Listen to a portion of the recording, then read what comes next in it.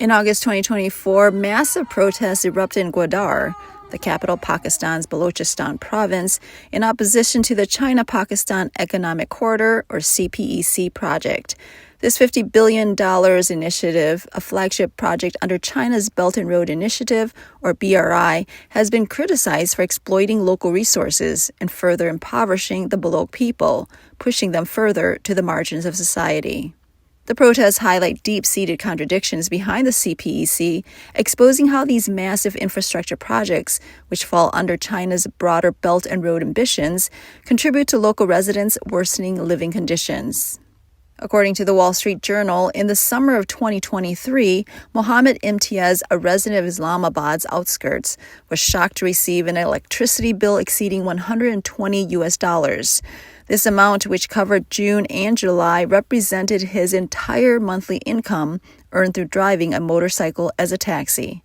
Imtiaz lives with his wife and 4 children in a 2-bedroom rental home with only a fridge and lights to their name.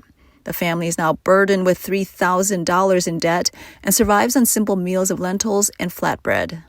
The root cause of this crisis lies in the CPEC, a $25 billion agreement Pakistan signed with China a decade ago. This deal includes the construction of infrastructure projects ranging from roads to power plants. Despite Pakistan's current ability to generate enough electricity and even surplus power, many citizens like Imtiaz cannot afford the cost due to the country's massive debt to Beijing. This financial strain underscores how China uses debt traps to burden impoverished nations, causing widespread suffering. Millions of families are affected, with the government facing fiscal collapse, factories shutting down, and relations between Pakistan and China growing increasingly tense, as Chinese nationals have been repeatedly attacked.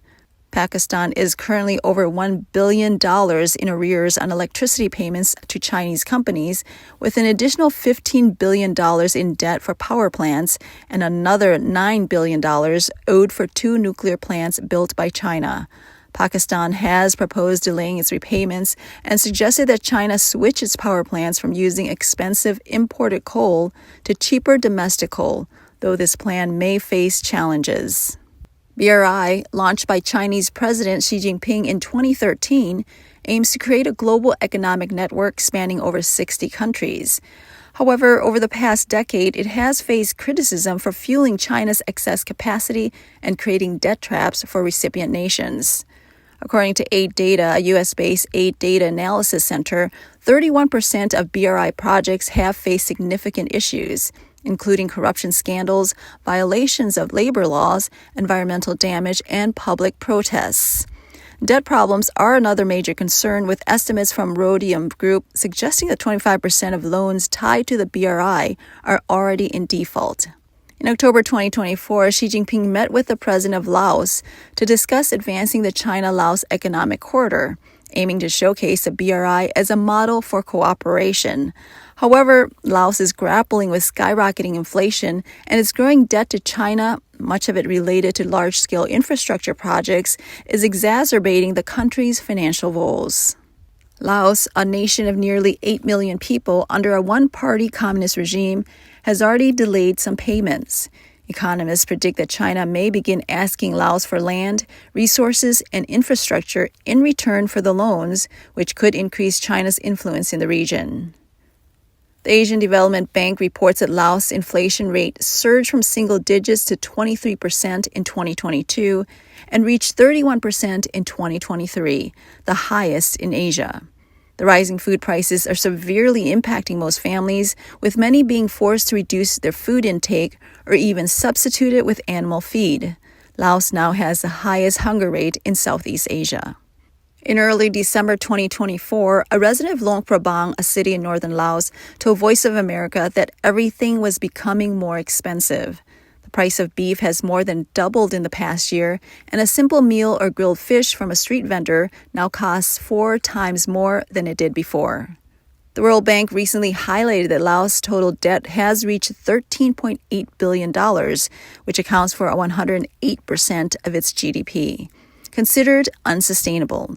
Half of this debt is owed to China, largely for financing large-scale projects, including a hydroelectric dam on the Mekong River and a $6 billion high-speed rail line connecting China and Thailand that runs through Laos. In 2021, Laos transferred the majority stake of a joint venture between China's state-owned power company and Laos National Power Company to China. This deal effectively gave China control over Laos' electricity grid, including the export of electricity to neighboring countries. Meanwhile, China's real estate sector is facing a crisis. Major developers such as Country Garden have seen their overseas projects hit hard by the ongoing debt crisis. The company's $100 billion debt default in October 2023 has put its large-scale projects, including the Forest City development in Malaysia, a key BRI, into jeopardy, turning what was once a thriving development into a ghost city. In Finland, Belt and Road projects have also left a trail of unfinished developments. In the southeastern city of Kouvola, a large area of land once designated for the Nordic Hunan Agricultural Industrial Park, part of a major BRI project, is now abandoned with nothing more than a massive empty lot and a few remnants of construction. Africa has been another key focus of China's Belt and Road expansion.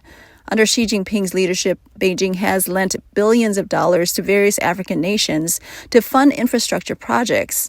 However, critics argue these loans are creating debt traps for recipient countries, especially in nations with authoritarian governments. Much of the infrastructure built by Chinese state-owned companies is funded through opaque loans, with profits flowing back to China instead of benefiting local economies, leaving countries deep in debt. Taiwanese expert Lai Rongwei has described the BRI as a form of neo-colonialism, where Chinese investments in infrastructure are used to prop up corrupt local governments. These investments often benefit Chinese state enterprises and fail to create lasting economic development in the recipient countries. Despite the slowing Chinese economy, Beijing continues to push its Belt and Road agenda. In September 2024, China hosted the Forum on China-Africa Cooperation, where African leaders continued to seek further loans and investments from China. Reports indicate that China has sent hundreds of thousands of workers to Africa to participate in massive infrastructure projects, extracting resources like copper, gold, lithium, and rare earth minerals. The so-called cooperation between China and Africa has often centered on geopolitics and finance, with African leaders seeking further loans and investments from Beijing. In Kenya, a $5 billion railway project funded by the Export-Import Bank of China has been stalled due to the country's inability to repay its debts. Kenya currently owes over $8 billion to China. The country has recently seen deadly protests driven by the need to repay loans to international creditors, including China. A report released earlier by the U.S.-based think tank, the Atlantic Council, revealed that 795 of the Chinese government's training programs are aimed at equipping dictators in the global south. The United States has repeatedly warned African countries to resist China's malicious influence. In 2022, the White House accused Beijing of seeking to advance its narrow commercial and geopolitical interests in Africa, undermining transparency and openness. On December 4th, then U.S. President Joe Biden arrived in the Angolan port city of Libido, where he praised the Libido Corridor railway project. The U.S. and its allies are investing heavily in the renovation of an 800-mile, around 1,300-kilometer railway connecting Zambia, the Democratic Republic of Congo, and Angola. This railway is seen as a direct response to China's BRI in Africa. Countries involved in the BRI may also be impacted by the ongoing U.S.-China trade war. Before Donald Trump officially began his second term as U.S. president, news frequently suggested that the U.S. would initiate a significant tariff war, with China facing the harshest impact. Trump's proposed tariff rate on Chinese goods was set at 60%, but in the event of unforeseen circumstances, such as a Chinese military invasion of Taiwan, this could rise to 100% or even 200%. Chinese President Xi Jinping attended the Asia-Pacific Economic Cooperation Leaders Summit on November 14th, flying to Lima, Peru, where he and Peruvian President Dina Boluarte participated in the virtual inauguration ceremony of the Chancay port. Shanghai Port, a $1.3 billion project, is operated exclusively by China's shipping giant COSCO Shipping. Once completed, it will become South America's largest deep-water port, capable of handling 18,000 TEU, or 20-foot equivalent unit, container ships, with an annual cargo throughput of 1 million standard containers. Reports from Taiwanese officials say Xi had initially planned to attend the ceremony in person, but opted for a virtual appearance due to ongoing protests from residents. The protests were fueled by the Peruvian government's decision to push forward the Shanghai Port project without consulting the local community, despite its claim that joining the BRI would benefit the economy. Over the past 5 years, Chinese construction teams used explosives during the port's construction, which severely damaged local homes and disrupted the local fishing industry. Chinese workers allegedly intimidated residents and colluded with Peruvian officials to conceal the damages caused by the construction. After the inauguration, members of the Trump transition team immediately announced plans to impose a 60% tariff on goods shipped through Shanghai Port to the United States. Before President Biden's departure, the U.S. Commerce Department announced on November 29th that it would impose tariffs of up to 271% on solar panels imported from Cambodia, Malaysia, Thailand, and Vietnam, countries closely linked to China's BRI. On December 2nd, Xi Jinping attended the 4th Belt and Road Construction Working Conference in Beijing, where he acknowledged the harsh international environment and called for the BRI to address various risks and challenges. David Huang, an economist based in the U.S., noted that the debt burden of many Belt and Road countries is significant and denominated in U.S. dollars. If the U.S. dollar appreciates, or if the U.S. restricts these countries' access to dollars or raises tariffs, it would deal a severe blow to them. According to a report by Xinhua News Agency on November 19th, Xi Jinping, during the G20 summit in Rio de Janeiro, Brazil, announced 8 new initiatives, including adding up to 780 billion yuan in financing for the Belt and Road and providing 360 billion yuan in financial support for Africa. He also announced 100% zero tariff treatment for all the world's least developed countries with diplomatic ties to China, effective immediately through 2030. On overseas social platforms like X, Chinese netizens have harshly criticized the Chinese government, becoming the leader of a beggars gang with extravagant gestures, domestic debt but foreign handouts, international bribery indifferent to the suffering of citizens, and the Belt and Road is leading the country to ruin and the people can't survive. David Huang further explained that China spends a significant amount each year supporting countries in Africa, Asia, and Latin America through the BRI, continuously depleting U.S. dollars. If China fails to fulfill its financial commitments to the U.S.-China trade war, it would be seen as a default, which could severely damage China's financial standing.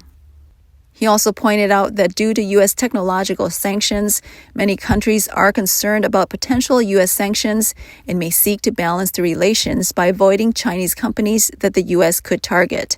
This could lead to the collapse of China's plans to use the Belt and Road to challenge the U.S. The BRI has not only plunged many countries into debt traps, but it has also gained notoriety as a tool for China to advance its geopolitical ambitions. At the BRICS summit in October, member countries proposed the establishment of a new international payment system to challenge the dominance of the U.S. dollar. On November 30th, U.S. President-elect Donald Trump warned BRICS countries on his Truth Social platform, stating that if they proceed with this, they would face a 100% tariff. While Brazil is a member of the BRICS, a senior advisor to the Brazilian government announced on October 28th that Brazil has decided not to join Xi Jinping's BRI, opting instead to seek other ways to cooperate with Chinese investors. India, the first BRICS nation to reject China's initiative, has long protested China's construction of the CPEC through Pakistan-controlled Kashmir, which India claims as its territory. Dr. Deepak Vora, a former Indian diplomat, called the BRI the greatest scam of the century. Overseas projects of the BRI have not been kind to Chinese workers either. A report by the New York-based labor rights group, China Labor Watch 3 years ago revealed that Chinese workers were lured to overseas projects with deceptive contracts, only to face passport confiscation, restricted freedom, long working hours, unpaid wages, and inadequate medical care. Many workers, after becoming sick or injured, were abandoned with no legal recourse, living in dire conditions. The report highlighted an incident in November 2020 when a worker at a Chinese mining company in Indonesia who tested positive for COVID-19 was placed in a vacant dormitory for over 20 days without medical treatment and was later found dead by fellow workers.